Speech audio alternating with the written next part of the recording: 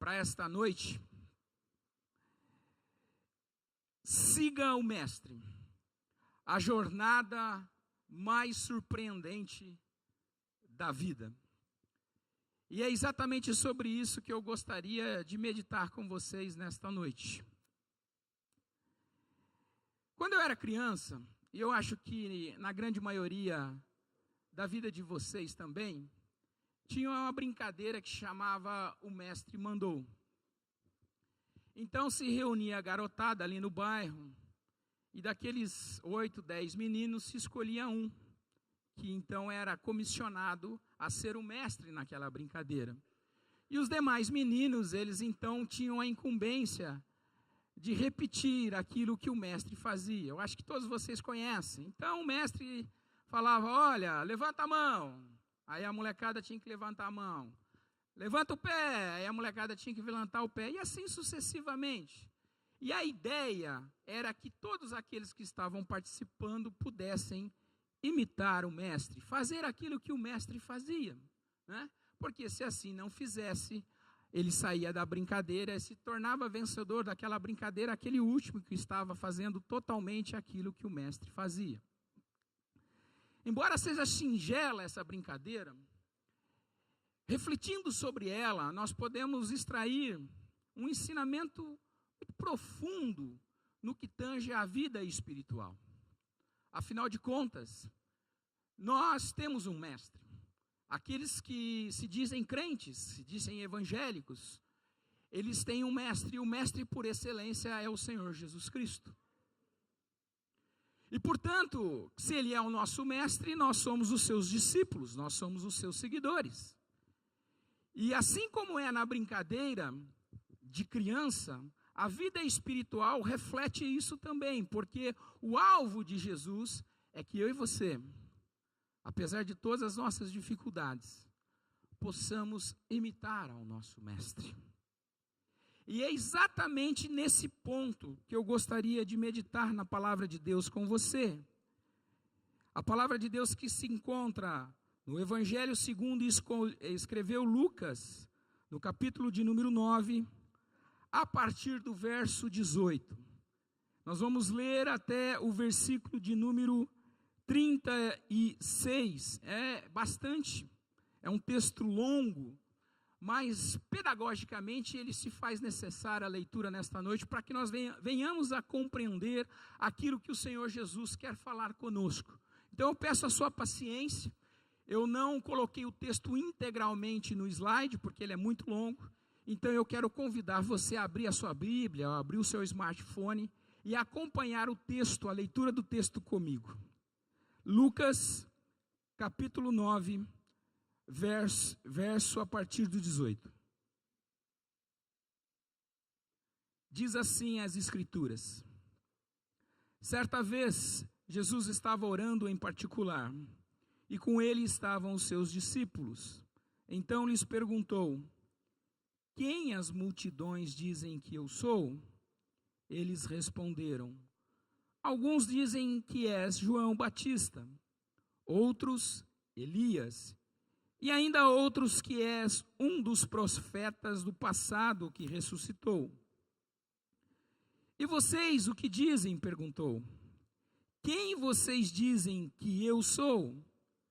Pedro respondeu, o Cristo de Deus. Jesus os advertiu severamente que não contassem isso a ninguém, e disse, é necessário que o Filho do Homem sofra muitas coisas, e seja rejeitado pelos líderes religiosos, pelos chefes dos sacerdotes e pelos mestres da lei, seja morto e ressuscite no terceiro dia. Jesus dizia a todos, se alguém quiser acompanhar-me, negue-se a si mesmo. Tome diariamente a sua cruz e siga-me, pois quem quiser salvar a sua vida a perderá, mas quem perder a sua vida por minha causa, este a salvará. Pois que adianta o homem ganhar o mundo inteiro e perder-se ou destruir a si mesmo? Se alguém se envergonhar de mim e das minhas palavras, o Filho do Homem se envergonhará dele quando vier em sua glória e na glória do Pai e dos santos anjos. Garanto-lhes que alguns que aqui se acham, de modo nenhum experimentarão a morte antes de verem o reino de Deus. Aproximadamente 8 dias depois de dizer estas coisas, Jesus tomou consigo a Pedro, João e Tiago, e subiu a um monte para orar. Enquanto orava, a aparência do seu rosto se transformou, e suas roupas ficaram alvas e resplandecentes, como o brilho de um relâmpago. Surgiram 2 homens que começaram a conversar com Jesus. Eram Moisés e Elias. Apareceram em glorioso esplendor e falavam sobre a partida de Jesus que estava para se cumprir em Jerusalém. Pedro e os seus companheiros estavam dominados pelo sono. Acordando subitamente, viram a glória de Jesus e os 2 homens que estavam com ele. Quando eles iam se retirando, Pedro disse a Jesus: Mestre, é bom estarmos aqui. Façamos 3 tendas, uma para ti, uma para Moisés e uma para Elias. Ele não sabia o que estava dizendo. Enquanto ele estava falando, uma nuvem apareceu, os envolveu, e eles ficaram com uma voz que dizia: Este é o meu filho, o escolhido, ouçam-no. Tendo-se ouvido a voz, Jesus ficou só. Os discípulos guardaram isso somente para si. Naqueles dias não contaram a ninguém o que tinham visto. Amém. A leitura desse longo trecho da palavra do Senhor traz pelo menos 3 aspectos importantes que eu gostaria de destacar aqui nesta noite. O primeiro aspecto é uma revelação de quem Jesus é. Porque naquele momento do ministério terreno de Jesus, muitas pessoas falavam de Jesus, muitas pessoas conheciam o que Jesus estava fazendo. E então Jesus, preocupado e ensinando, reunido com os seus discípulos, ele indaga aos discípulos: o que a multidão está falando de mim? Ah, Jesus, uns estão dizendo que o Senhor é João Batista ressuscitado, outros Elias, outros ainda dizem que o Senhor é um profeta, como no tempo passado. E depois de indagar aos discípulos, aos seus seguidores, o que a multidão estava dizendo, Jesus pergunta a eles, os mais próximos, aqueles que estavam convivendo com Jesus diariamente: e vocês? O que vocês dizem que eu sou? E Pedro então, rapidamente, pela revelação do Espírito Santo do Senhor, diz: Tu és o Cristo de Deus, o Messias, aquele a quem nós, Israel, está aguardando para nos libertar, para nos dar uma nova vida em Deus. Tu és o Cristo de Deus. E após esse aspecto, após essa revelação, o texto diz que Jesus começa a ensinar os seus discípulos. Ele começa, acho que avançou aqui de uma maneira desavisada. Ele começa então a ensinar os discípulos e tece palavras de ensinamento àqueles homens. E depois dos ensinamentos que Jesus faz, ele caminha mais um pouco com eles. 8 dias depois, Jesus mostra a eles uma outra revelação.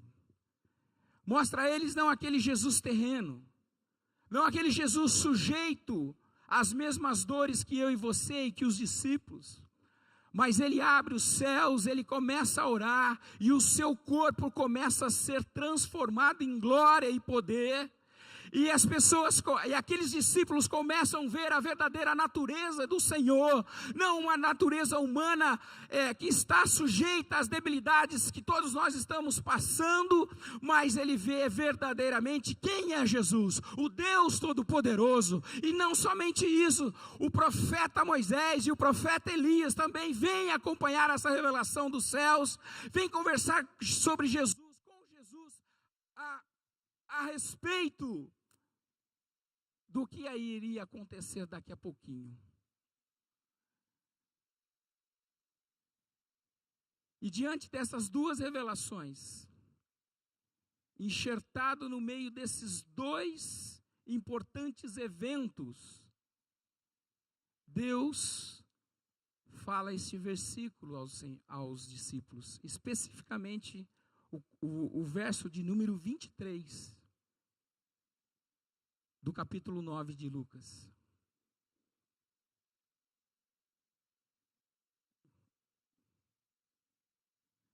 Jesus dizia a todos: se alguém quiser acompanhar-me,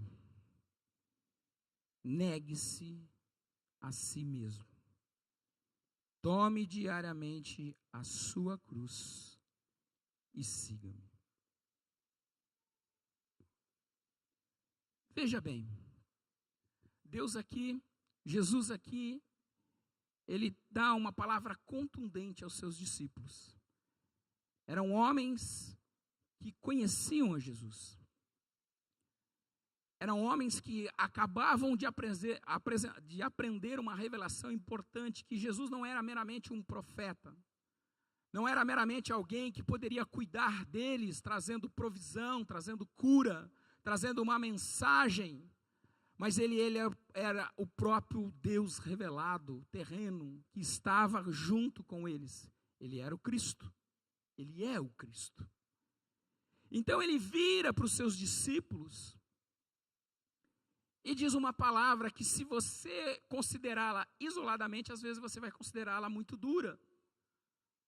Jesus então fala: olha, se vocês querem me acompanhar, ou seja, se vocês querem andar comigo, se vocês querem verdadeiramente ser meus discípulos,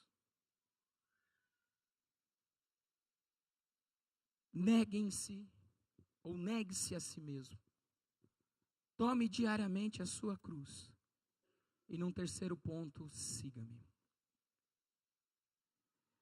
É importante, portanto, a leitura completa do texto, para que, à luz dessas revelações que Jesus deu, nós possamos compreender essas três mensagens, esses três avisos que Jesus deu aos seus discípulos e nos dá hoje também.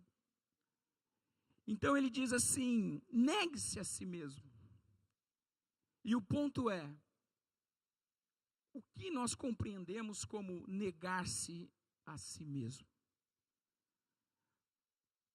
Naturalmente, quando nós estamos lendo a palavra de Deus, a gente tem uma interpretação limitativa, castrante, religiosa, que muitas vezes nos leva à anulação do próprio eu, à anulação da nossa própria personalidade.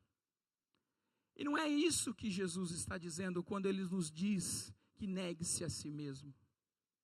Não é exatamente isso que Deus quer dizer. Mas verdadeiramente o que o Senhor está nos desafiando a fazer é que eu e você, nós possamos deixar o velho eu. E o que é esse velho eu? É essa natureza pecaminosa que todos nós tínhamos antes de conhecer a Jesus, e que após nós conhecermos o Senhor Jesus, essa natureza pecaminosa, ela deve perder espaço na nossa vida. O velho eu deve ficar no passado, para que nós venhamos a substituir aquela velha vida por uma nova vida. Aquilo que estava no passado deve se revestir do novo. Aquilo que estava nos tirando do propósito de Deus para as nossas vidas deve ficar para trás. Não significa que eu e você perdemos a nossa capacidade intelectual, não significa que eu e você perdemos a nossa autonomia de vida, mas significa que eu e você, através de uma decisão, porque Jesus disse: se você quiser me seguir, não é uma imposição, não é colocar um revólver na sua cabeça, mas é uma decisão voluntária que Jesus pede para você fazer, se você quiser, se você estiver disposto, se você quiser caminhar comigo. Portanto, deixe a sua natureza adâmica para trás e venha viver uma nova vida.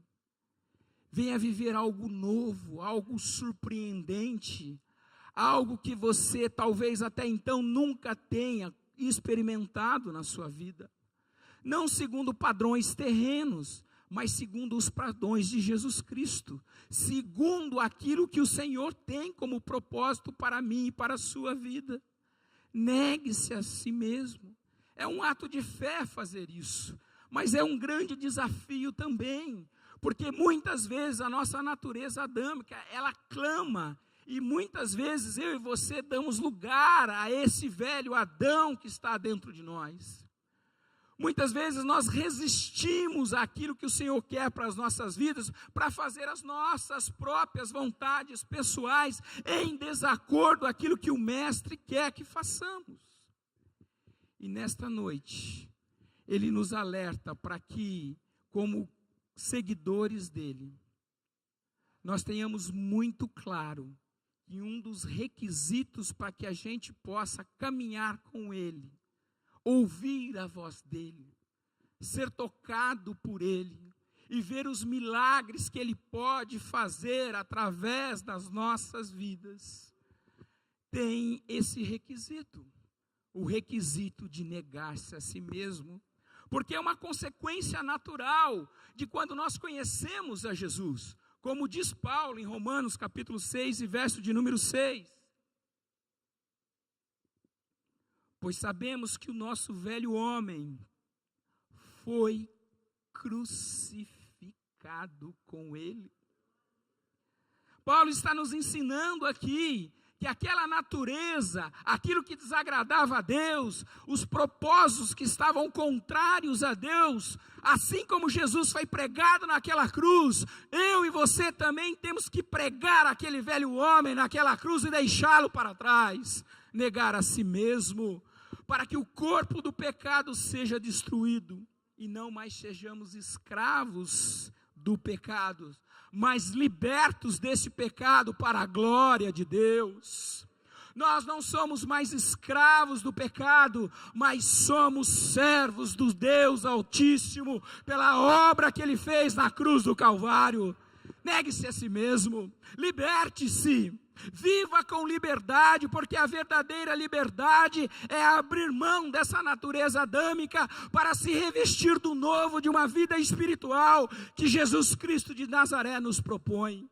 Negue-se a si mesmo, se você quer ser meu discípulo, diz Jesus, e revesti-vos do novo, como diz também Paulo em Efésios capítulo 5, verso de número 18, não vos embriagueis com vinho, aonde há contenda, mas enchei-vos,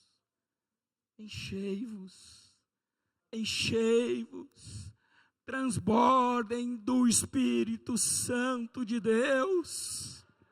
É este o propósito que Deus espera de mim e de você, meu irmão e minha irmã.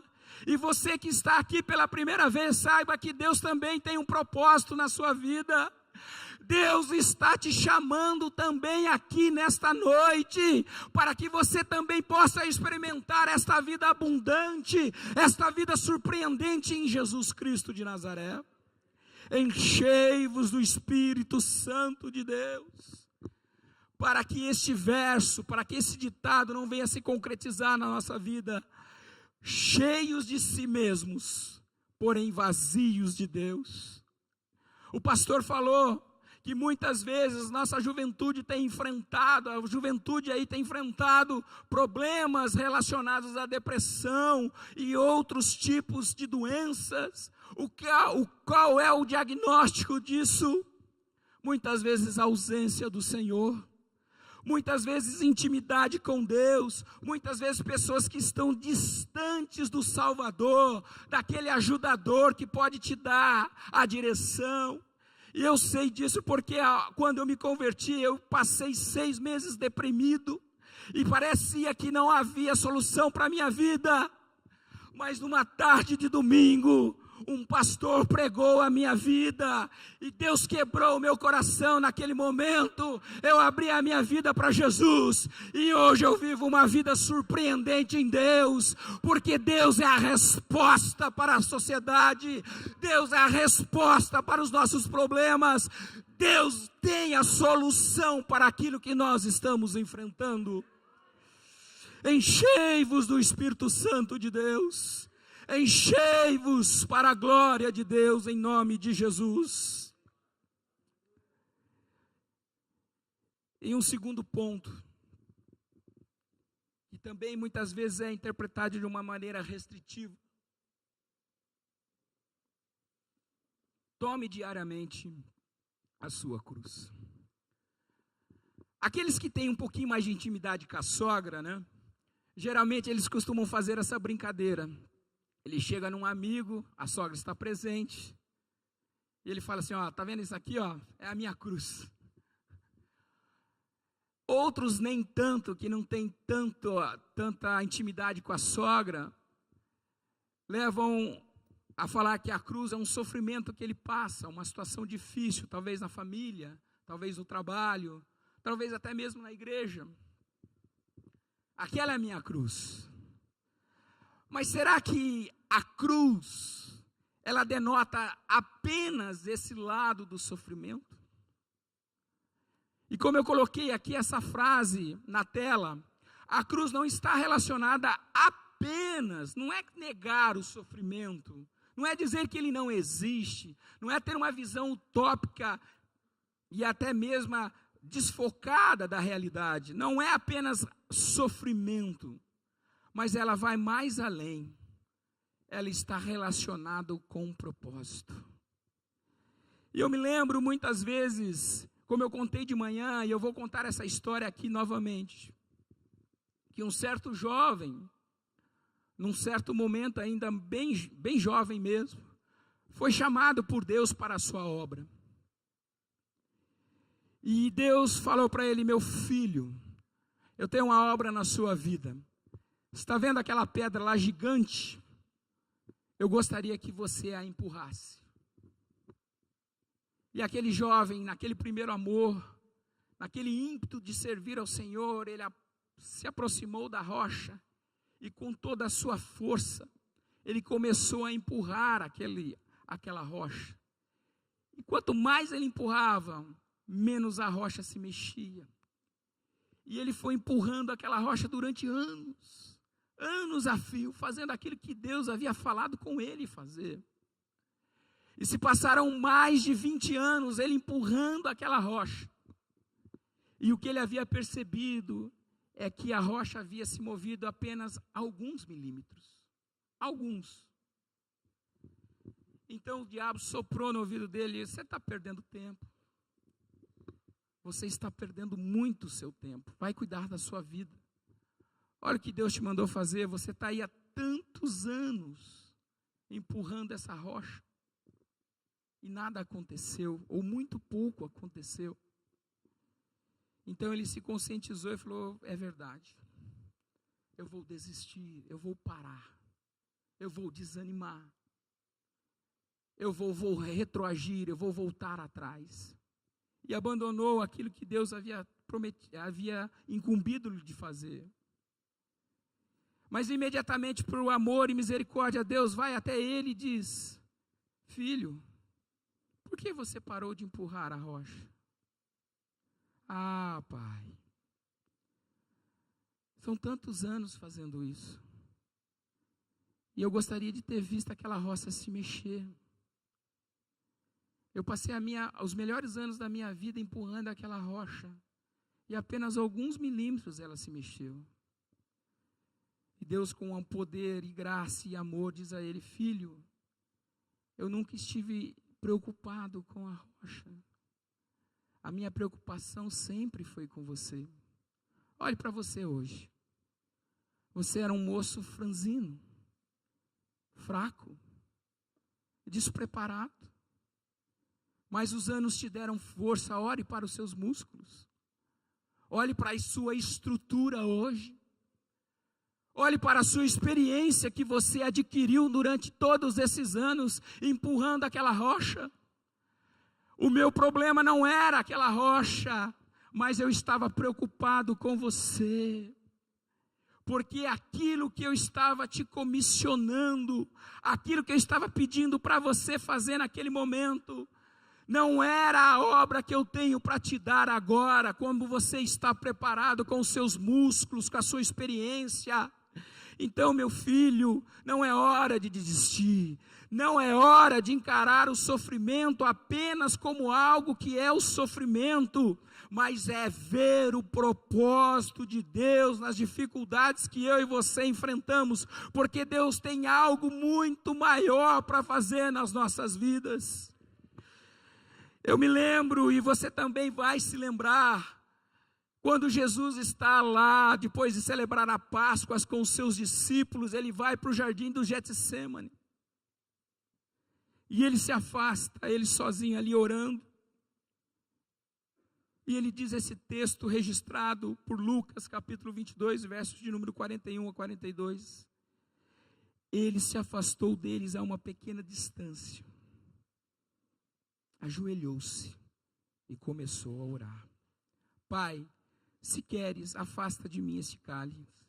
Contudo, não seja feita a minha vontade, mas a tua. Você pode imaginar Jesus orando naquele jardim do Getsêmani, sabendo o que lhe ia acontecer. Você pode imaginar a natureza humana de Jesus falando mais forte. Ah, Pai, será que não tem um outro jeito? Ah, Jesus, Deus, será que não tem uma outra forma de se resgatar a humanidade? Será? Mas Deus o responde com um silêncio eloquente, dizendo: não, filho, esse é o preço. Se você quer restaurar a humanidade, se você quer restaurar a humanidade comigo, quer religar novamente a humanidade caída, se o propósito para qual você veio nesta terra é esse, não há outro caminho. Então Jesus diz: contudo, não seja feita a minha vontade, mas a tua, Pai. Se o propósito é esse, eu vou cumprir.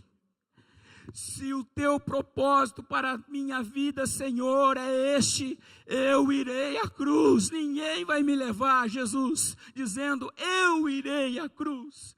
Eu cumprirei a sua vontade para com a minha vida.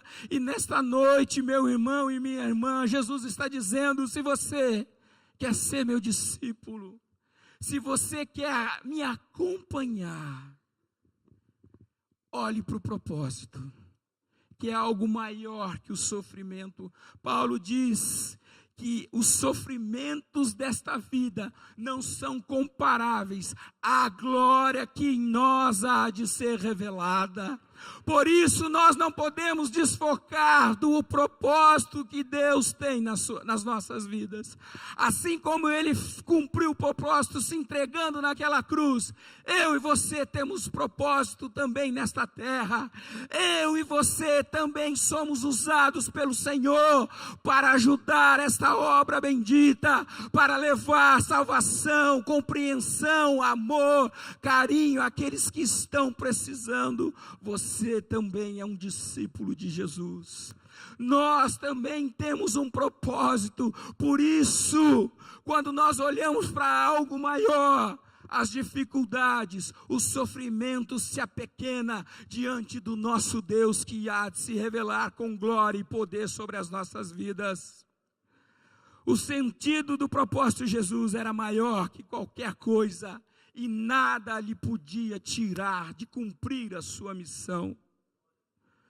E por isso, meus irmãos, negando-se a si mesmo, tomando aquela cruz diariamente, a nossa jornada é acompanhada por Ele, porque Ele nos diz: siga-me. E Ele nos promete que estaria conosco todos os dias da nossa vida. Então Jesus se aproximou deles e disse: foi-me dada toda a autoridade no céu e na terra, portanto vão e façam discípulos de todas as nações, batizando-os em nome do Pai, do Filho e do Espírito Santo, ensinando-lhes a obedecer a tudo que lhes ordenei. E olha a promessa aí: e eu, diz Jesus, estarei sempre, não é aos domingos, não é aos finais de semana, não é só no trabalho, não é só em casa, não é só na igreja, mas sempre estarei com vocês até o fim dos tempos. E quando nós dizemos que Jesus está aqui, não é uma palavra motivacional para te manipular, mas é a cumprimento da palavra de Deus. Ele está aqui, Ele te conhece, Ele te acompanha, Ele te ajuda, porque a promessa dEle, Ele vela pela sua palavra. Siga-me ao convite, e este convite está de pé. Você quer segui-lo?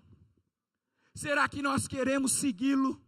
Será você que está aqui pela primeira vez, quer aceitar o convite de Jesus nesta noite para segui-lo? Jesus não é uma religião, mas Jesus é a nossa vida. Jesus não é essa brincadeirazinha de pode e não pode, mas Ele é a essência daquilo que nós somos. Ele é o nosso mestre por excelência, e nós somos os seus discípulos, e procuramos fazer aquilo que Ele nos ensina. E o convite de Paulo também continua vivo nos nossos dias. Tornem-se meus imitadores, assim como eu, Paulo, dizendo, sou de Cristo. Não há propósito maior para a vida. Não há alvo melhor, objetivo maior, do que ser um discípulo de Jesus Cristo. Você pode andar para onde quiser neste mundo, conhecer os melhores lugares, frequentar os melhores restaurantes, viajar o mundo afora, ganhar dinheiro e fazer de tudo. Mas algo mais surpreendente do que seguir o Mestre e viver debaixo da revelação dEle e experimentar na sua vida aquilo que os discípulos experimentaram, o poder e a glória de Jesus, é algo incomparável. Por isso, o convite continua de pé. Siga o Mestre. Nos tempos de redes sociais, nós seguimos tanta gente. Nós seguimos políticos, nós seguimos personalidades importantes, artistas, esportistas. Enfim, hoje a internet nos permite que qualquer um lance um vídeo no YouTube e a partir dali, ou em outras redes sociais, e tenha a ele inúmeros seguidores. Mas a pergunta que eu quero te fazer nesta noite é: a quem verdadeiramente nós devemos seguir? E a resposta é Jesus Cristo. Aqueles homens, durante 3 anos no ministério terreno de Jesus, puderam estar próximos dele, puderam ouvi-lo, puderam tocá-lo, puderam senti-lo e ver os milagres que Deus operou por meio deles também. E nesta noite, meus irmãos, o convite de Jesus está clamando por nós: siga-me. Você quer ter essa vida abundante? Você quer ter essa vida surpreendente? Então ouça o chamado de Jesus para a sua vida. Siga-me. Você quer me seguir? Então siga-me. Porque eu farei coisas grandes e maravilhosas que tu não conheces na tua vida. Enquanto os irmãos vão louvar a Deus, eu pediria que você se levantasse. Enquanto eles meditam nesse hino, enquanto eles louvam a Deus, você medita nesse hino, refletindo sobre aquilo que o Mestre está te falando nesta noite. Negue-se a si mesmo. Tome a sua cruz e siga-me. Aceite a proposta de Jesus para você e venha viver a vida abundante no nome do Senhor.